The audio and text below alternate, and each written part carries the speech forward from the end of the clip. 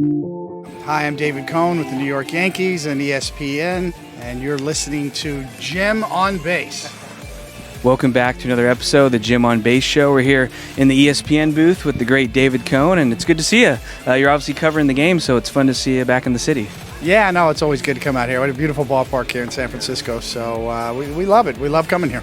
And I got to ask, one of the big questions that jumps out is you have a ring for each finger on one hand, right? So are they on lockdown? Are they in a safe somewhere? They actually are in storage. You're right, I do, because I'm afraid I'm going to lose them if I bring them on the road. But I break them out for charity appearances here and there. And this is, 1998. This is the 25th year anniversary of the 1998 team. And that was a fun team to be a part of. And you do broadcasting with the Yankees still, right? So you're a familiar face. You're in New York still, so. I am. I still do work for the Yes Network. I have for the better part of the last 15 years, and then the last 2 years with ESPN and Sunday Night Baseball. So it's been good. My second career after pitching, I've been pretty lucky. And it's pretty neat, too, because I was in Oakland a few months back and saw Domingo Germán's perfect game with your old buddy Jeff Nelson. He was in the booth that night. Yes, yeah. I mean, that's a special club to be a part of. It takes some luck, too. Anybody who's ever thrown a perfect game knows that the stars have to align right. And speaking of perfect games, you have one, and also your buddy David Wells. I've had him on the show, and I thought it was interesting. He threw one before yours, right? So I guess maybe you're taking notes on that. Yeah, no, we were back-to-back years. We were, and his was remarkable. His was in 1998. Mine was in 99. So we're forever linked. He went to the same high school as Don Larson, who threw his perfect game in the '56 World Series. So, I've kind of gone along with the story is that they're connected because they grew up in San Diego, and now people seem to think that I went to Point Loma High School in San Diego too, and I just kind of roll with it at this point. And what are the odds too that not only teammates would do that, but you're pretty good friends, right? We are. We became very good friends when we were teammates, both with the Blue Jays and then also, with the Yankees those years. So yeah, no, he's got a big heart. He's one of a kind. Yeah. And do you ever hit the golf course with him? Because I see him out on the golf course a lot too. He does. He's just like he was on the mound. He's like that on the golf course, and he'll throw his clubs. And we both play left-handed, so I go chase him down. I steal him. I put him in my bag. Now, do you write left-handed? Because I'm a lefty too, but I throw right and right-left, so I'm a little screwed up. No, I'm a natural righty. I just always batted lefty. My dad wanted me to be like Ted Williams, the next Ted Williams back in the day. So he taught me how to bat lefty, and that carried over to my golf swing. Well, I did have some good stories when I had spoken with David Wells, and we talked about his music taste. So I'm curious, what kind of music are you into, and who was your first concert?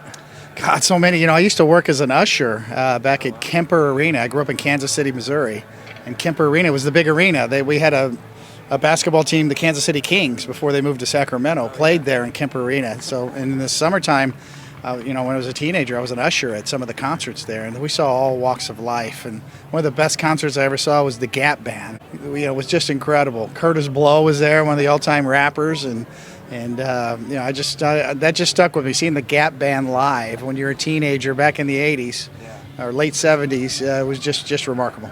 Now, were you a tough usher? Would you bump people out of their seats, or were you laid back about it? Very laid back usher. I was just collecting a paycheck that day, and I was happy to be there. I was happy to see the concert. It was like a free way to see the concert. Now, do you see shows now, or? I do. It's been a while. I saw Billy Joel at Madison Square Garden recently, or over the last year or so. Just great. Every song. He's just remarkable. He's a New York guy, and so seeing him at the Garden was great. Kind of wish I would have gone to see Taylor Swift. She puts on one hell of a show, from what I hear. It's just remarkable. So. My music is all over the map, from '80s and eclectic, new wave, the Clash, to rock and roll. Everybody loves Pink Floyd and Zeppelin and all that, and then also some funk too. I grew up. My brother was into funk, and so that was kind of a '70s thing, and it's kind of making a comeback a little bit. You hear some funk mixed into a lot of modern music. Yeah, I figured maybe you'd appreciate like Bruno Mars. He's kind of funky these days. Yes, Bruno Mars is great, very talented. He's brought back a little bit of that flair and that sound. My first concert was Cheap Tricks. I don't know if you're into them at all. That's my first one. Yeah, Boomer's tight with them. Oh, okay. He's friends with the guys in the band. So yeah, Cheap Tricks, they're great. Put on a great show.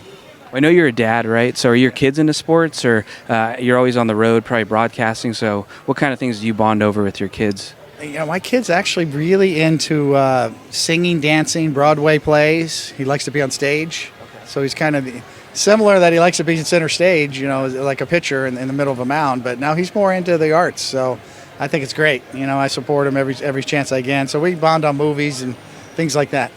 Well, you're in the right city, New York and Broadway, right? So yes, absolutely, he loves it. He grew up in the city, so he knows all about Broadway. He knows all about the city. Well, one of my final questions then is, I'm curious, you got so many great years with a manager like Joe Torre, so do you keep in touch? And when you think back, is there like a memory about him that you kind of reflect on?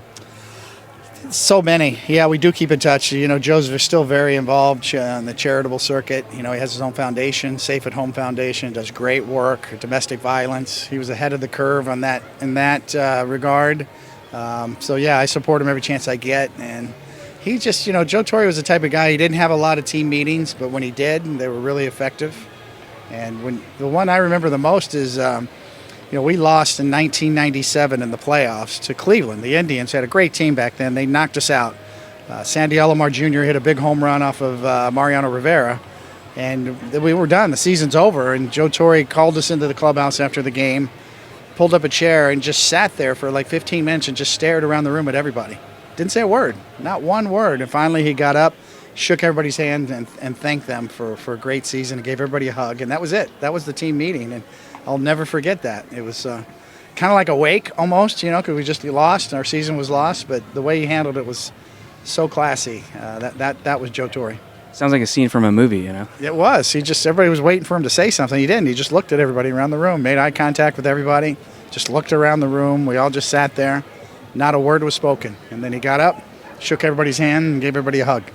Great story, and I was curious, when you see so many guys coming up through the big leagues and they have their first moments, what do you remember about your debut or maybe your call-up story when you think back on it? Yeah, no, I was a kid that grew up in Kansas City. I made my debut with the Royals, hometown kid. I was still living at home, so I just remember driving from my childhood bedroom, sleeping there, and driving to the ballpark, and then coming in relief at Royal Stadium, and then knowing my family was all in the stands. It was surreal. It was so surreal. I felt like I was running in a swimming pool underwater. I just was never going to get to the mound, and my legs were heavy, from nerves. So sometimes physically you get so nervous, you feel it. Everything gets heavy. Do you still have the ball, or do you have like a man cave to put that stuff in? Yeah, I have a few things that I keep in storage. I've moved so much over the last few years that I keep everything in storage. Well, Dave, thanks for coming on. I know you got a game to get ready for, and it's good to see you. You too, Jim. Nice to be on with you.